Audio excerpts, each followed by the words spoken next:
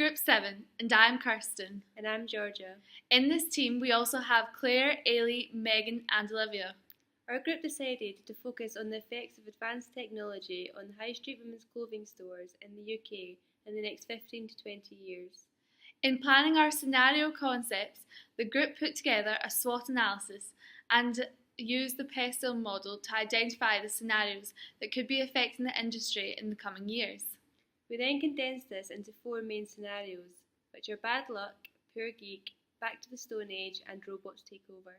This video presentation will go on to summarise these points further, as well as looking at the resource implications on the industry and impact it will have on the stakeholders. Scenario planning. What is scenario planning? Scenario planning is considered that part of the strategic planning which relates to the tools and technologies for managing the uncertainties of the future.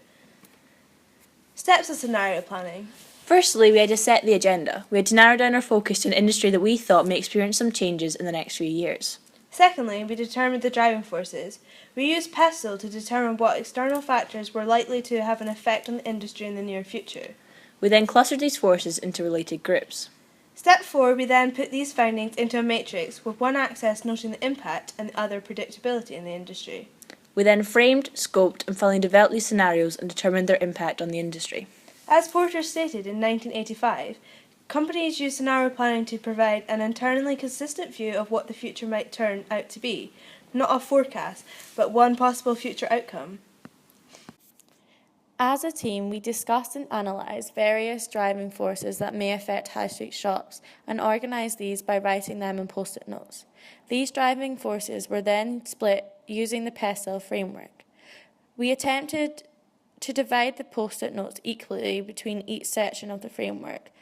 Within our groups, we all attempted to think of 5 driving forces for each category to ensure we covered a wide range of ideas, coming up with as many driving forces as possible. Secondly, we had to start clustering these driving forces into smaller subcategories. Our group came up with 7 different clusters using as many of our original driving forces as possible. Here are some of our clusters. Due to the length of the presentation, we will just briefly be discussing one of our main clusters. This is an example of our technology cluster. Here we begin the cluster with a change in online technology. Increasing availability of technology reduces the price of technological products, increasing the availability to the mass market. As technology becomes more readily available, customers are made more aware of online products and services, for example through the use of apps, which we think would reduce the need for physical shopping, finally leading to a reduction in physical stores, as it may be more convenient for customers to shop online. Furthermore, we created the uncertainty matrix, where we assess the impact and predictability of various factors on women's high street clothing stores. We had 8 different factors which we carefully placed on the matrix, as you can see here. We deemed the change in economy and change in online technology low predictability, but with a high impact. Thus, these are the chosen factors to base our scenarios on. Bad luck is the negative economy and a negative decline in technology. So less educated workforce would lead to a higher amount of manual labour, which in turn would lead to the increase in physical stores. Increasing interest rates resulting in the distrust of banks, reducing consumer purchasing. A reduction of investment into the development of new technologies may lead to consumer distrust in technological products. A negative economy is likely to decrease minimum wage, further decreasing disposable income, resulting in a reduction of consumers purchasing technological products. A combination of a decline in technology and a negative economy would reduce online purchasing habits. Consumers would prioritise convenience, resulting in an expansion of low-cost stores, such as charity shops. A stakeholder of this scenario is the government, as they would provide incentives to encourage higher education and also to increase consumer spending. Another stakeholder is the banks, as they would reduce the amounts they give out, so it would be more challenging to receive loans. However, they would also increase interest rates to reduce the bank's risk of lending. They would reduce interest rates for consumers with money in the bank. Another stakeholder is the technology development companies, as they will cause a reduction of disposable income, which may result in companies having to downsize. Poor geek is a scenario where there's a negative economy and technological development. A reduction in costs such as labour, distribution and rent would lead to a cheaper and more efficient online shopping. Stores would struggle to compete with the technological development affecting online stores.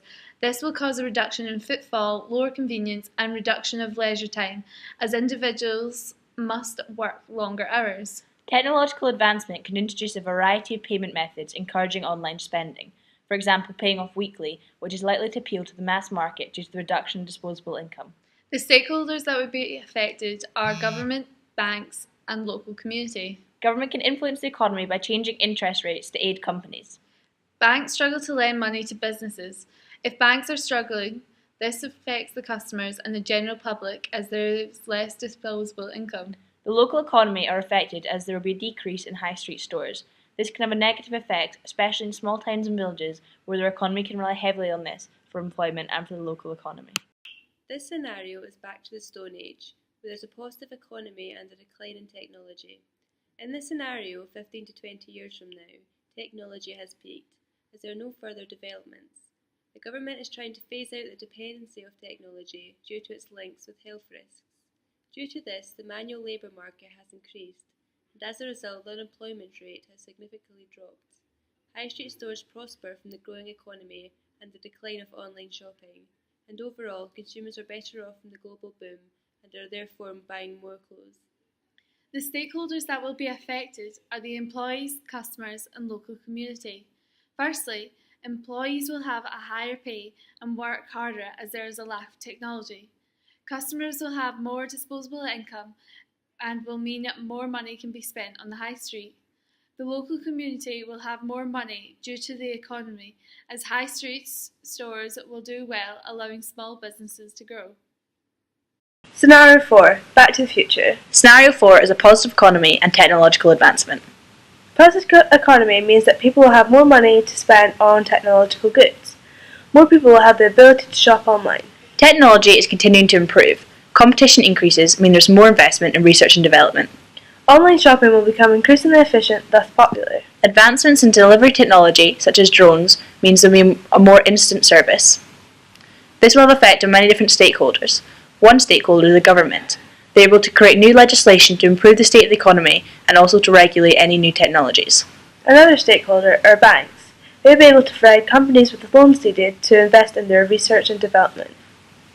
Consumers are also a stakeholder. They would choose how to spend their likely increased income and where to buy these new products.